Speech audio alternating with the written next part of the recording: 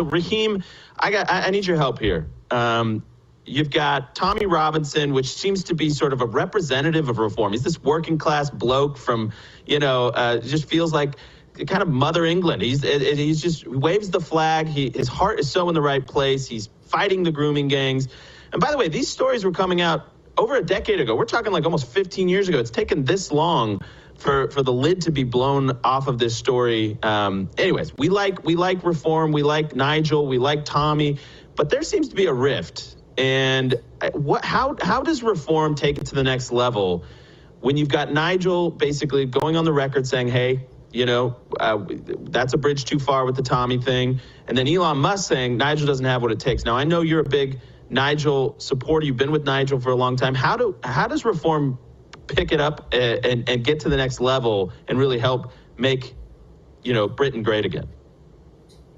Yeah, you're asking a question that really goes back decades in political history in the UK now.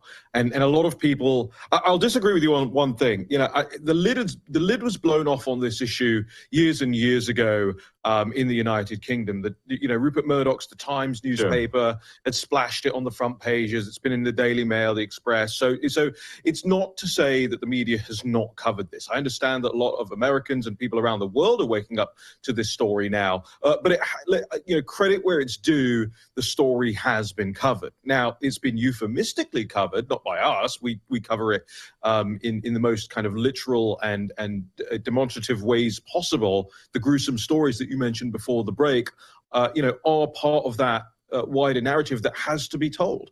And so places like the BBC will try and hide it. They will allude to the background of these men. They will just say Asian, whereas what they really mean is Bangladeshi, Pakistani, Muslim men account for the vast over 90% majority of the perpetrators of these heinous crimes against young girls.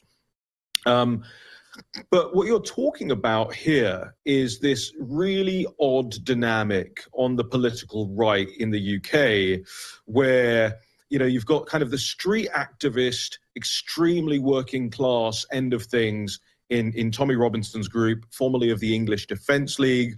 That organization has had lots of running street battles with Antifa, physical fights, brawls, smashing things up, fights with police, almost what the papers and the middle classes would call, football hooliganism or yobbish behavior, right? I don't subscribe to those definitions. I'm just kind of trying to lay the land here. On the flip side of the political right in the UK, you've got Nigel Farage, who is, a private school educated former metals trader in the City of London, who has worked since the mid-90s to extricate Britain from its relationship with the European Union and is focused on mass immigration as the critical topic there. Over the last year, Nigel has taken this party, and it was originally the UK Independence Party, then it became the Brexit Party, and now it's the Reform Party. From being a 5% party in the polls 10 years ago to beating the Labour Party and indeed the Conservative Party in national polls today. So Nigel's perspective on this is, we did all of this without having to go there. Don't tell me I have to go there and allow us to be besmirched as yobs and hooligans and whatnot. You also have to understand that there is a significant chunk of the British the British middle class voter who are looking for reasons to stop voting for Labour and the Conservative parties. And if you tell them that reform is necessarily linked over here, they just won't do it.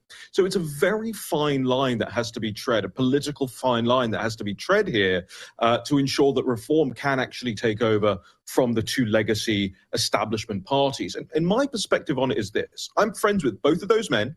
I have been for a long time. I talk to them both very frankly about it. I've fallen out with both of them about talking to the other ones. And we're never going to see eye to eye. But what I say is this. The people who have been critical of Nigel over the last couple of days because he doesn't want to be allied with Tommy Robinson, I will say this.